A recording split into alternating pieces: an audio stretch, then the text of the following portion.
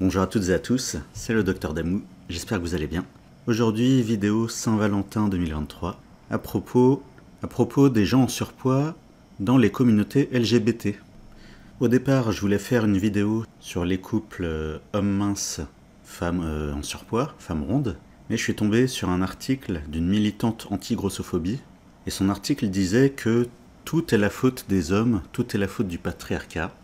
Du coup, je me suis demandé comment ça se passe dans les couples les plus éloignés du modèle patriarcal, du modèle hétéronormé, comme ils disent, du modèle homme-femme, entre guillemets. Donc je me suis demandé comment ça se passe dans les couples de femmes, dans les couples lesbiens. Donc je suis allé sur Google, regardez, j'ai tapé grossophobie lesbienne. Alors il y a un fil Twitter qui dit « La grossophobie dans le milieu lesbien queer, c'est un vrai truc ».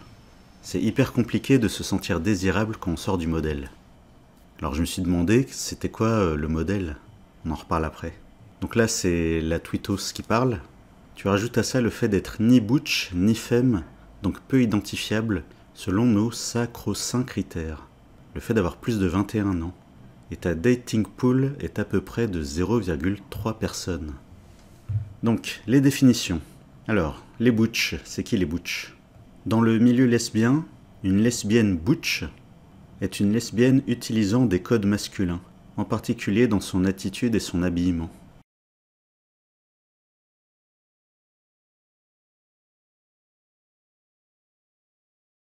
Et le tweet parlait de femme, une lesbienne femme, en anglais femme, F-E-M-M-E, bon en anglais ils utilisent le mot femme, pour parler des lesbiennes qui utilisent des codes féminins de présentation.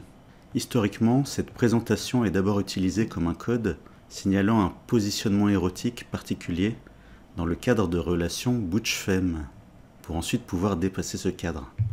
La relation butch-femme correspond aux dynamiques entre les deux identités sociales et sexuelles lesbiennes, que sont la lesbienne butch et la lesbienne femme.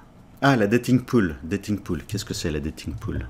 Donc apparemment, c'est le nombre de personnes avec qui tu pourrais avoir un rencard, un rendez-vous amoureux. Comparé à combien ? Bon, j'ai pas trouvé, si quelqu'un a la réponse.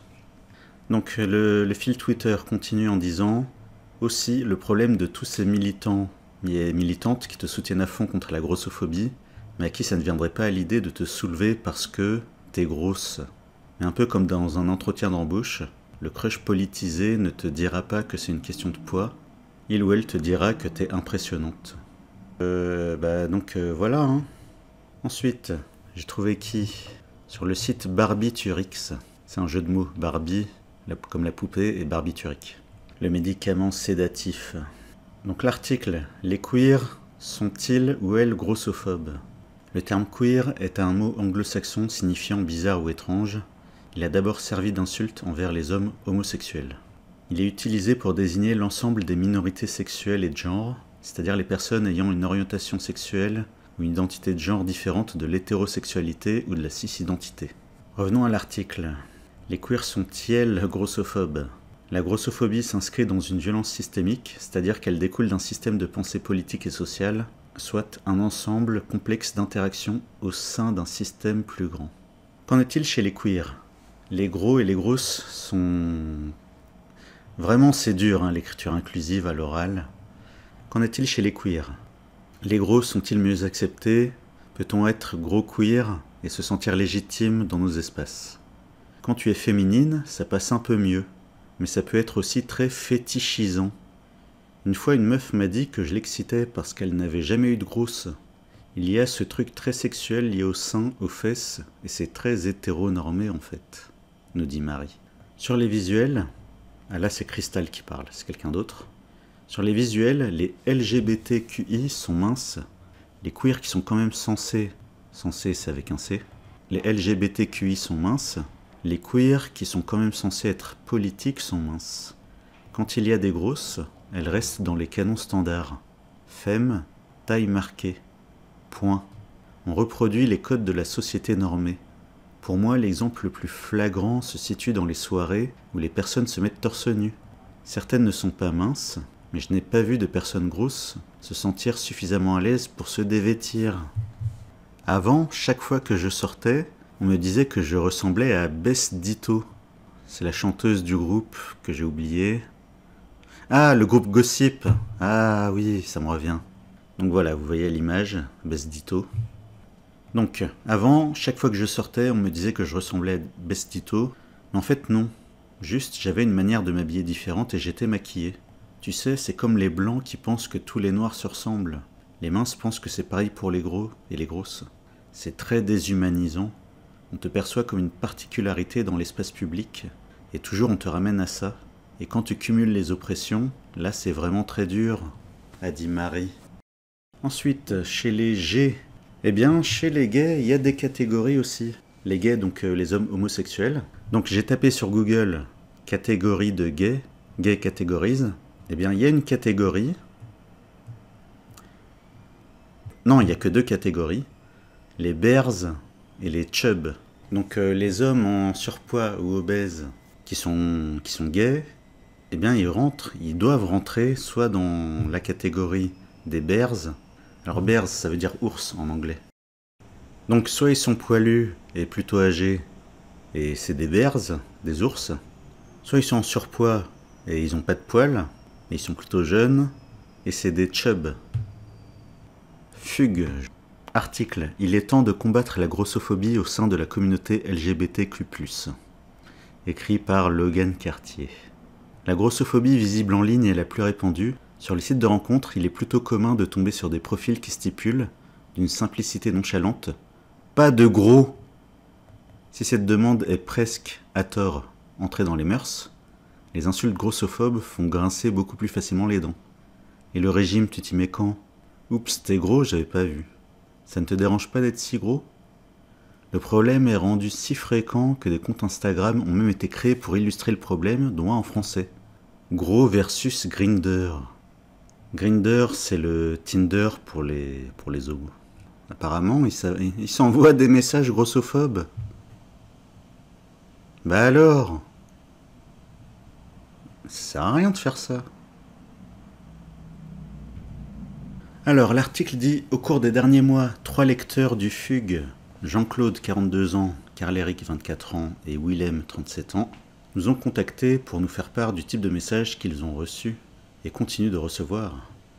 Tu te mets au sport ? Quel est ton poids et ta taille actuelle ? Désolé, trop lourd.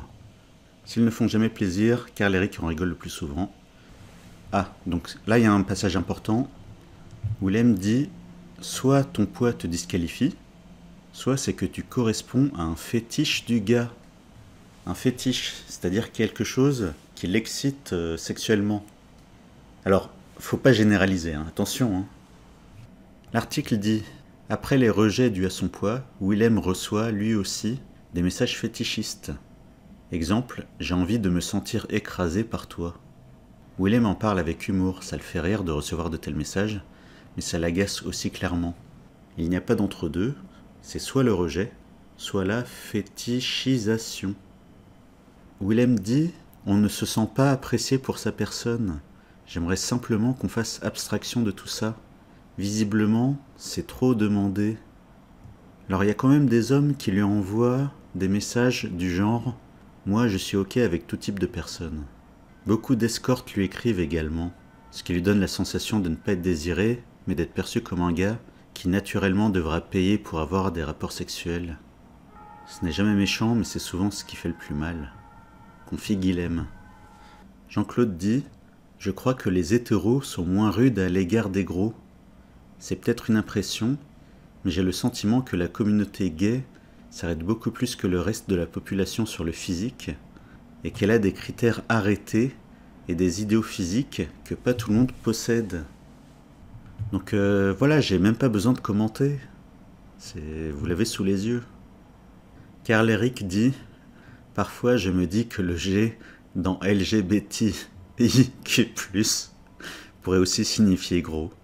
Nous sommes aussi une minorité discriminée dans la minorité. » Selon lui, au sein de la communauté, cette réalité devrait être de plus en plus reconnue, et il devrait être plus facile d'en parler au sein de la communauté. La grossophobie dont Jean-Claude, Carl-Éric et Willem sont victimes fait écho à toutes les autres discriminations, hégémonie de la minceur, de la binarité et d'autres constructions sociales, Notre société se doit d'accepter les individualités. Très bon article, très intéressant. Alors, dans mes recherches, qu'est-ce que j'ai trouvé encore? Magloire. Vous vous rappelez de Magloire? Non? Alors, je sais pas trop comment le définir. C'est son vrai prénom, hein. Magloire Delcros-Varro, chroniqueur, animateur télé et de radio, acteur français. Sur le site Committed, Magloire a dit « C'est plus insidieux, la grossophobie dans les cercles LGBT. Noir, homo et gros.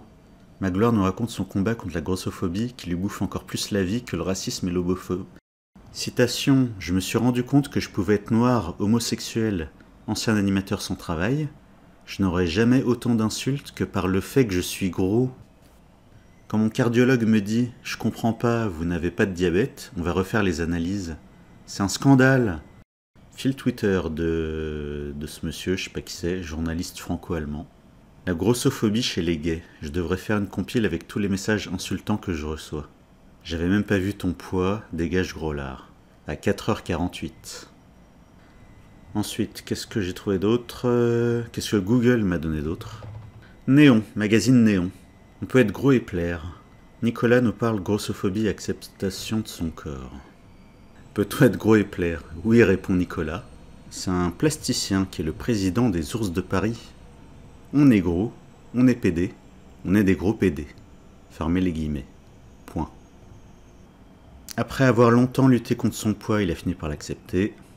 Il dit « On ne peut pas plaire à tout le monde, on est toujours le moche de quelqu'un, de toute façon, ça c'est vrai. Il y a des gens à qui ça plaît, c'est vrai. Il y a des gens à qui ça plaît pas, c'est vrai. Et je n'ai pas besoin de plaire à 1000 personnes si je plais à la bonne, ça c'est vrai. Mais on peut être gros et plaire, et il a écrit en gras, le journaliste. Et oui, donc ça fait... Je vais le dire, ça fait bien chier les minces, mais oui, on peut être gros et plaire. Donc ça fait bien chier les minces qui font attention à ce qu'ils mangent tout le temps. Et bah oui, on peut être gros et plaire, peu importe LGBT, hétéro, tout ce que vous voulez, la casse que vous voulez. Oui, on peut être gros et plaire. Alors, suite de l'article, il le sait puisqu'il a déjà trouvé l'amour. Aujourd'hui, je suis fier d'être bien habillé, explique-t-il aussi, content de casser cette image du gros avec le pantalon qui tombe. Ah, il a... avec le pantalon qui tombe. Ah, il est drôle en plus. Donc je comprends qu'il puisse plaire. Alors ensuite, LGBT. Alors B. Donc B, bah, ça combine toutes les grossophobies. Les grossophobies des L, les grossophobies des G et les grossophobies des hétéros. Donc on passe au T. Quand c'est une transition homme vers femme, bah, des fois malgré les hormones, malgré la chirurgie, bien malheureusement elles ont trop de ventre. Elles se plaignent de ressembler à des hommes avec une perruque, avec des cheveux longs et du maquillage. Juste parce qu'elles ont trop de ventre. Donc si elles font pas de liposuction à ce niveau-là, ou bien si elles corrigent pas leur alimentation, bah non, en fait, quand elles vont voir leur médecin ou leur endocrinologue, bah y a personne qui peut leur dire comment perdre uniquement du ventre pour correspondre aux critères de stéréotypes féminins actuels, c'est-à-dire une taille fine. Et inversement, chez les T qui font une transition femme vers homme, quand ces personnes sont en surpoids, eh bien malgré les hormones, malgré la chirurgie, eh bien ces personnes-là peuvent avoir quand même trop de seins, trop de hanches, trop de fesses, trop de cuisses. Alors que c'est une transition femme vers homme. Et malheureusement, il y a des chirurgiens qui refusent de les opérer. C'est ça que j'ai lu dans les articles que j'ai lus. Il y a des chirurgiens qui refusent de leur faire une liposuction. Et donc même sans être en obésité, ça fait de la grossophobie. Parce que, à partir du moment où elle est en surpoids sur telle partie du corps, cette personne sera rejetée dans sa communauté. Et alors sa communauté et les gens qui sont friendly, alliés à cette communauté. Des gens qui tolèrent cette communauté. Des gens qui se comportent normalement avec cette communauté, quoi, sans les rejeter. Enfin, je vais parler des non-binaires. Vous connaissez les non-binaires? Non? Alors, les non-binaires ne s'inscrivent pas dans une norme binaire. C'est-à-dire que les personnes non-binaires ou genderqueer ne s'identifient ni strictement homme, ni strictement femme, mais entre les deux. Un mélange des deux ou aucun des deux. Alors, j'ai vu un article sur une non-binaire. Alors, je dis une parce qu'elle est née femme, biologiquement femme. Et une fois qu'elle a grandi, elle s'est rendue compte qu'elle est non-binaire. C'est comme ça.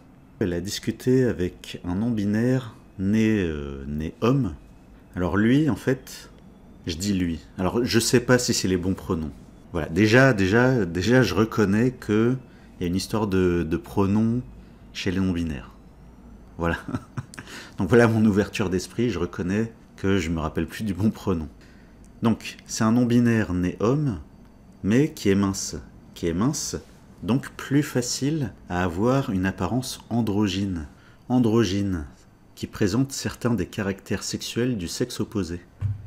Donc ce non-binaire, qu'est-ce qu'il a dit à la non-binaire née femme et qui est en surpoids, Il lui a dit quoi?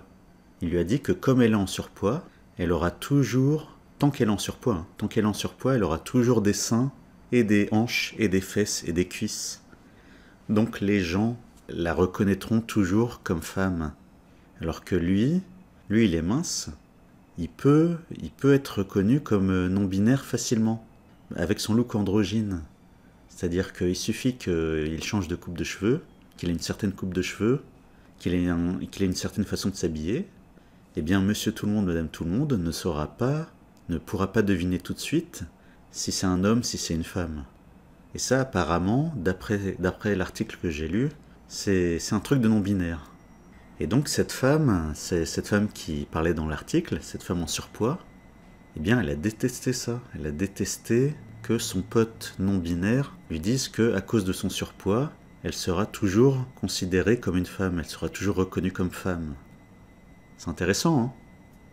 Non, ça vous intéresse pas? Bref, si vous êtes allé au bout, pensez à mettre un like, ça fait plaisir. Pensez à vous abonner si ce n'est pas déjà fait. Et bonne Saint-Valentin. Allez, à bientôt pour la prochaine vidéo.